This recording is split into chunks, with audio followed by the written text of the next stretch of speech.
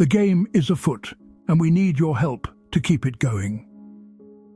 If you are enjoying these original Sherlock Holmes tales, consider becoming a patron. Our Patreon supporters gain early access to investigate these stories long before they appear on YouTube. Your monetary backing directly funds the channel, so please check the Patreon link in the description below to support us. It was an unusually sultry evening at the close of May, carrying a heavy, still warmth that seemed to press upon the very soul of a man. The windows of our flat at 221B Baker Street were thrown wide open to catch any hint of a breeze from the London streets below. Dr. Watson sat by the empty hearth, attempting to lose himself in the latest treatise on tropical diseases. My companion, Mr. Sherlock Holmes, was sunk into his armchair, his long, lean figure illuminated by the gaslight, lost in one of those profound reveries which so often preceded or followed a case of exceptional complexity. "The mind, Watson," he had remarked earlier, drawing deeply on his chemical-stained pipe, "is a delicate engine. Without purpose, it rusts. And rust, as you medical men know, is a far more insidious affliction than any simple fracture." Indeed, a period of inactivity had settled upon us. This quietude, while welcome to my less restless spirit, gnawed at Holmes with the persistence of a chronic malady. He had, in the past week, composed a monograph upon the various tobaccos employed by European navies, and even attempted to unravel the true parentage of a minor Prussian count. Each pursuit provided only a fleeting diversion. The true fire, the spark of criminal investigation, had yet to ignite. Precisely as the mantelpiece clock chimed 8, a sudden commotion broke the comfortable silence. A rapid succession of sharp raps echoed through the flat, followed by the agitated voice of our landlady, Mrs. Hudson. Holmes, ever alert, raised a hand for silence, his eyes fixed upon the door. A moment later, Mrs. Hudson ushered in two figures. The first was an elderly woman, stout and severe, dressed in sober black, her face a mask of grim determination. Behind her stood a sight that caused even Holmes to straighten slightly in his chair. She was, quite simply, stunning. Despite the visible signs of distress, eyes reddened from weeping, hair slightly disarrayed beneath a hastily donned summer hat, her beauty shone through with an almost theatrical brilliance. Her features were delicate, and her dark hair artfully framed a face that bespoke both vivacity and profound sorrow. There was about her an undeniable air of the stage, an instinctive grace in her bearing, even in despair. Clearly, this was no ordinary visitor to Baker Street. "Mr. Holmes," Mrs. Hudson announced, a note of perturbation in her voice. "This is Miss Warrender and her companion, Mrs. Higgins. They insist upon seeing you at once, despite the late hour." Holmes rose, his customary politeness returning as he gestured towards two chairs. "Pray be seated, ladies. You find us, as you see, at leisure. Watson, if you would be so good as to offer our guests some refreshment." Mrs. Higgins, the older woman, spoke first, her voice a low growl. "Refreshments will do nothing, Mr. Holmes. Miss Warrender is in dire straits. The police are hounding her like a common thief, and her good name, her very liberty, hangs by a thread." The younger woman, Miss Warrender, gave a little shudder, biting her lip. "It is entirely true, Mr. Holmes. I am accused of a crime I did not commit. A theft most foul, and worse, a betrayal that has shattered my very heart." Her voice was soft, yet it carried a surprising resonance, hinting at the powerful vocal cords of a performer. Holmes's keen gaze fixed upon her. "Let us begin at the beginning, Miss Warrender. Pray compose yourself. I find that a clear and chronological account, however painful, is often the swiftest route to illumination. You are, if I'm not mistaken, Miss Minnie Warrender, the celebrated music hall artiste." She inclined her head. "I was. My career, I fear, is quite ruined." "Hardly ruined," Mrs. Higgins interjected gruffly. "Your talent remains, Minnie. It is your reputation that has suffered thanks to that villain." "Who is this individual, and what is the nature of the accusation?" Holmes asked, his voice now crisp and businesslike. Minnie Warrender took a trembling breath. "His name is Lord Alistair Finch-Hatton. I am accused of stealing the Finch-Hatton pearls." My eyebrows shot up. The Finch-Hatton pearls were a legendary family heirloom, a magnificent string of perfect pearls whispered to be worth a king's ransom. This was no petty larceny. "Lord Alistair," Minnie continued, her voice gaining a fragile strength, "was my fiancé. We were to be married in precisely a fortnight. His family, particularly his mother, Lady Finch-Hatton, was less than enthusiastic about our union. My profession, you see, was considered unsuitable." She uttered the word with a delicate irony that suggested a fierce pride in her work. "A commonplace prejudice, alas," Holmes murmured. "Continue." "Despite their disapproval," she went on, "Alistair swore his love. He was devoted, or so I believed. As a pledge of his unwavering commitment, he presented me with the Finch-Hatton pearls. He said they had been set aside for his bride, and that I, his chosen, should wear them on our wedding day. It was a week ago today, on Tuesday last, that he brought them to my lodgings in Chelsea. And the theft? They vanished, Mr. Holmes, simply vanished. I had placed them in my jewellery box, within my dressing-table drawer, which I then locked. I always lock it. I live in a modest flat, you understand, a place entirely lacking in servants. I am careful. The next morning, when I went to admire them again, the box was still locked, completely empty. The pearls were gone. A fresh wave of tears welled in her eyes. And Lord Alistair? Holmes pressed, his gaze unwavering.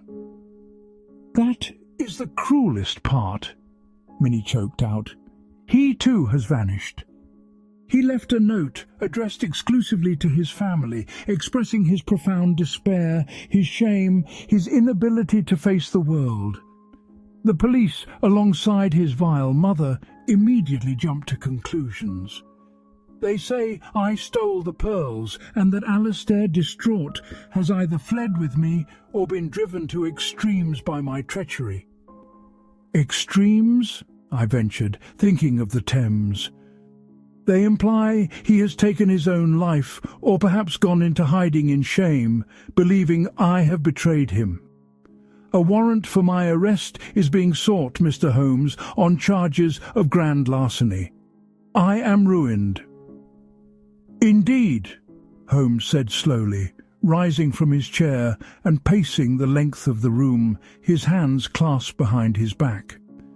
A fascinating imbroglio, a priceless heirloom, a music hall enchantress, an aristocratic suitor, and a convenient disappearance. Tell me, Miss Warrender, was there any sign of forced entry into your flat? None whatsoever, Mrs. Higgins declared vehemently. The police searched high and low, windows fastened, door locked. It's a second-floor flat, Mr. Holmes, offering no easy access from outside. And your landlady, did she observe anyone unusual around the premises? No one. Minnie replied, shaking her head sadly. "My landlady, Mrs. Henderson, is a most observant woman, and she heard and saw nothing untoward. I was alone in the flat when I retired for the night, and alone when I awoke to find them gone." "So," Holmes mused, coming to stand by the open window, his eyes sparkling with a renewed interest. "We have an impossible theft. No forced entry, no witnesses, and the only other person with access, your fiancé, has vanished, leaving a note of despair that subtly implicates you. The circumstantial evidence, to a less discerning eye, would certainly seem overwhelming. Circumstantial evidence, however, is a very tricky thing. It may seem to point in one direction, yet, like a weathercock, be swung by a breath of wind to point in quite another. I find your account intriguing. I believe you. Watson, fetch your hat. We have work to do." The following morning dawned bright and uncomfortably warm. Holmes and I found ourselves in a hansom cab, threading our way through the sun-drenched labyrinthine streets towards Chelsea. "The case is a peculiar one, Watson," Holmes observed, tapping his fingers thoughtfully on his knee. "The disappearing groom, the priceless pearls, the public accusation, it is a theatrical tableau in itself. Miss Warrender, despite her profession, possesses an air of genuine anguish that speaks of innocence. Her beauty, too, is a point of interest. It is often a trap for the unwary, and equally a shield for the innocent." "You suspect Lord Alistair, then?" I asked, struggling to piece together the fragments. "My dear fellow, I suspect everyone until the facts present themselves in an undeniable array. Consider the motivation. Miss Warrender, a music hall performer with a valuable pearl necklace. The common assumption, as Lestrade no doubt champions, is that she succumbed to temptation. If she wished to steal them, why not simply abscond with the prize and disappear? Why remain, awaiting arrest? Her story does not entirely accord with the logical actions of a thief. Minnie Warrender's flat, located on a quiet street not far from the embankment, was precisely as Mrs. Higgins had described: respectable, clean, and modest.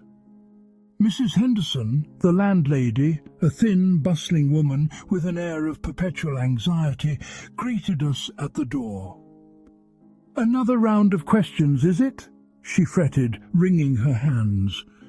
"Poor Miss Warrender, such a sweet girl, always pays her rent on time. It's a crying shame, this whole business." Holmes, with a reassuring smile, quickly put her at ease, assuring her our purpose was to assist Miss Warrender. The flat itself consisted of a small sitting room, a bedroom, and a tiny kitchen. It was sparsely furnished in excellent taste, reflecting Minnie's income without ostentation. "The police, I presume, have already performed a thorough search?" Holmes asked, his eyes sweeping over the room with hawk-like intensity.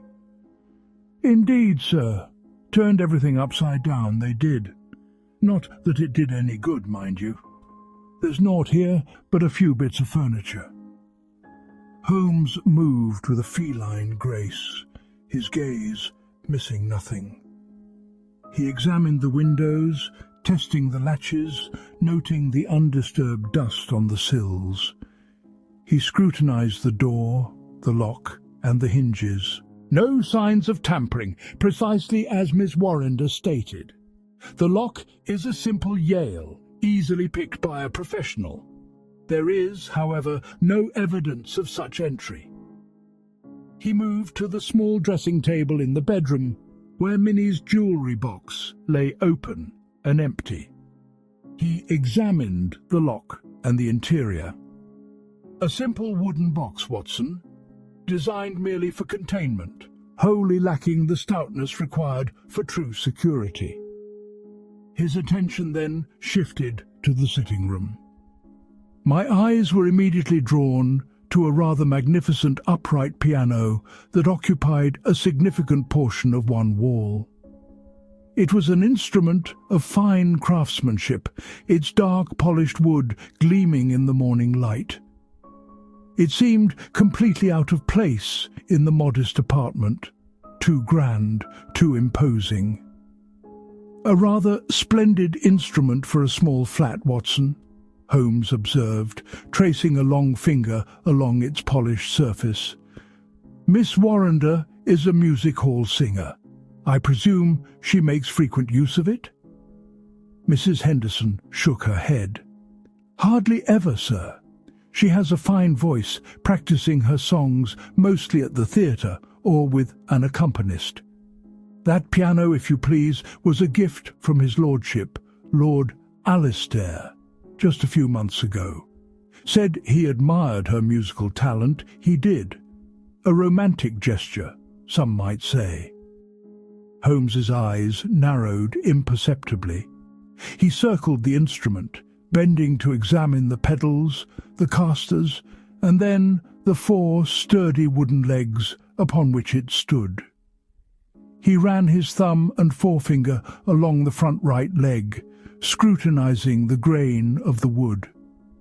To my profound bafflement, he then tapped it lightly with his knuckles, his ear pitched close to the timber. A fleeting smile, sharp as a razor, touched his lips. He stood up abruptly, brushing his knees.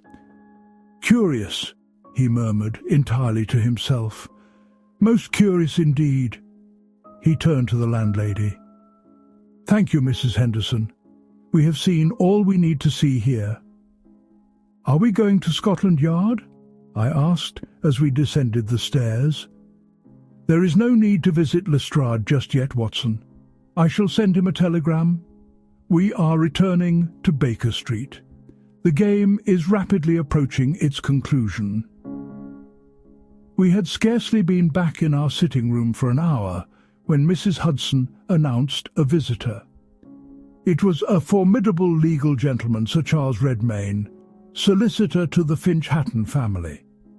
He was a man of cold, reptilian eyes and an unctuous smile.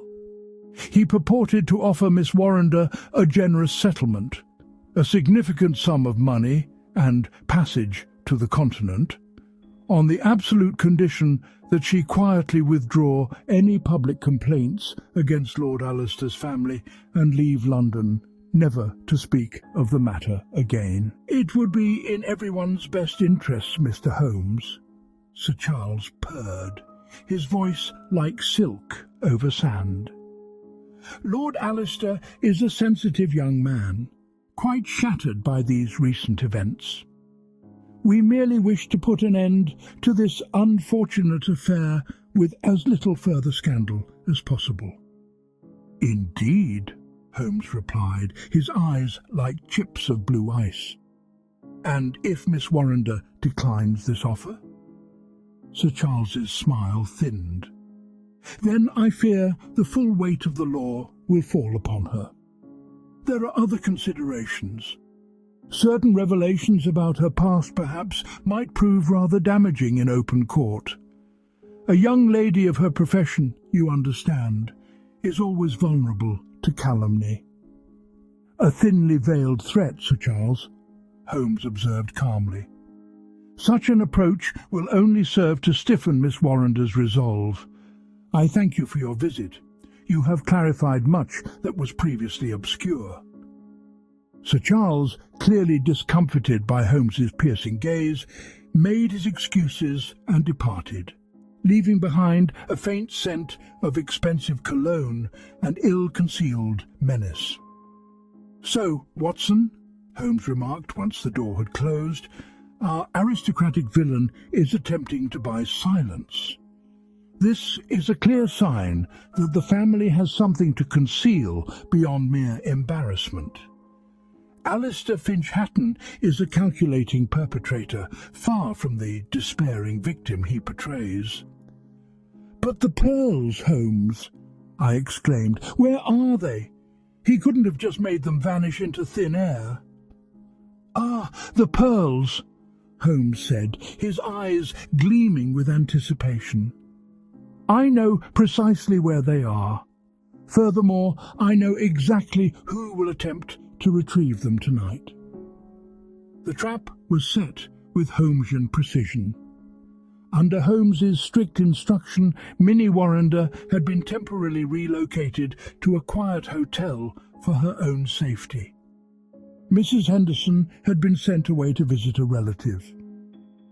As the sultry May evening deepened into a heavy starless night, Holmes, Inspector Lestrade, and I found ourselves concealed within the darkened confines of Minnie's sitting room.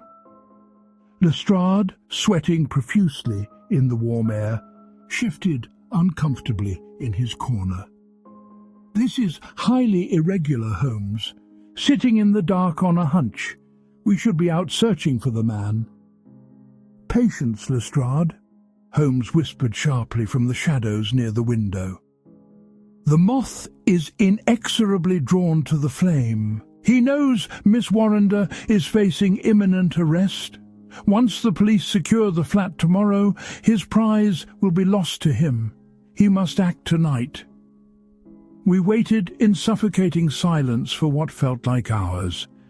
Just as the distant toll of Big Ben struck 2 in the morning, a faint scratching sound emanated from the front door. I held my breath. A key turned softly in the lock.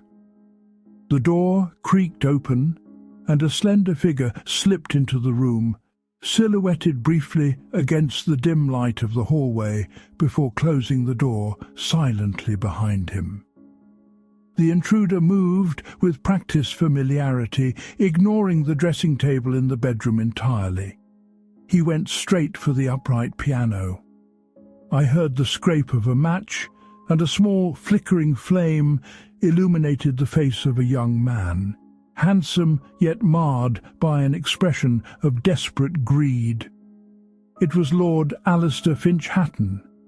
He knelt by the front right leg of the piano. Producing a small tool from his pocket, he began to work at the wood.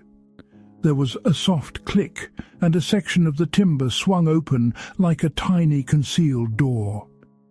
He reached inside, his face breaking into a relieved smile as he withdrew a shimmering, velvet-wrapped bundle. "I believe those belong in evidence, Lord Alistair." Holmes's voice rang out, cold and commanding in the darkness. Lestrade struck a lantern, flooding the room with light. Lord Alistair gasped, dropping the match, his face contorting in pure terror as he found himself surrounded by 3 men. Lestrade stepped forward, snatching the velvet bundle from the nobleman's trembling hands. The cloth fell away to reveal the magnificent luminous string of the Finch-Hatton pearls. "Lord Alistair Finch-Hatton," Lestrade announced, a triumphant grin spreading across his face. "I arrest you on suspicion of fraud, theft, and attempting to pervert the course of justice." Alistair crumpled against the piano, the last vestiges of his aristocratic facade disintegrating completely. The final act of this singular drama concluded at Baker Street the following morning. Minnie Warrender, pale but visibly relieved, sat across from us, listening intently as Holmes laid bare the mechanics of the deception.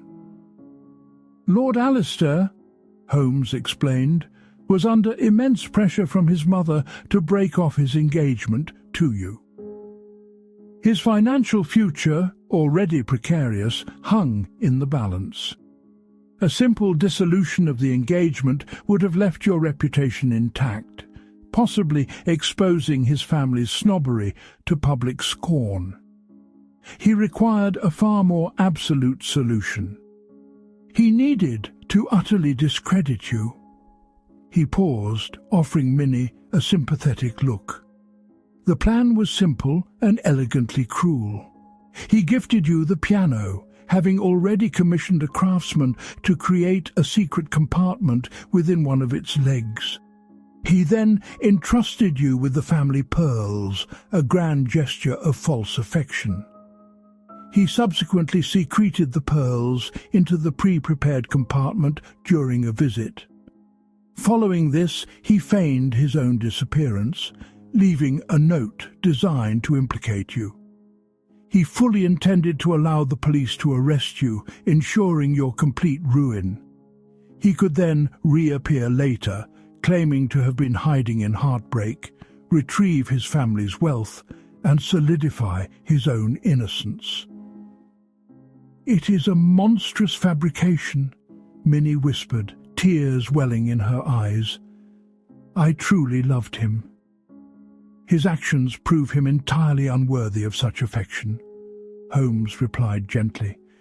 "Your remaining here, distraught and awaiting your fate, spoke volumes of your innocence. A common thief would have fled immediately. The unique nature of the hidden compartment, the undisturbed state of the flat, and his desperate midnight return provided the irrefutable proof." Minnie stood up, offering us a deep, graceful bow. "Thank you, Mr. Holmes, Dr. Watson. You have saved my life. My heart will take time to heal, though my spirit remains unbroken." Later that evening, as a cool breeze finally swept through our open windows, clearing the oppressive heat of the day, Holmes took up his violin.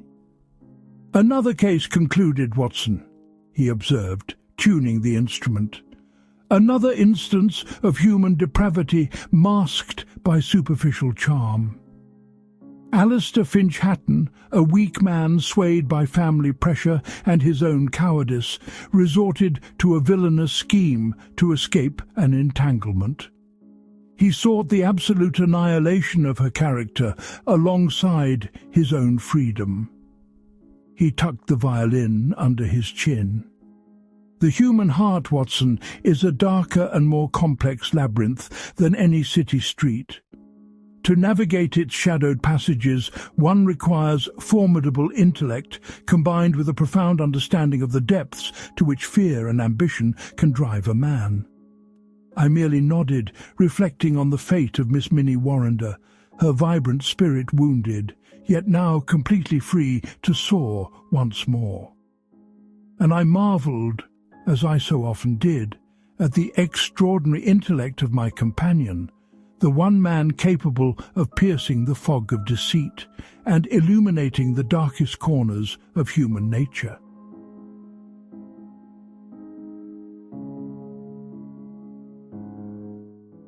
The game is always afoot. Do not forget to check out our Patreon before you go.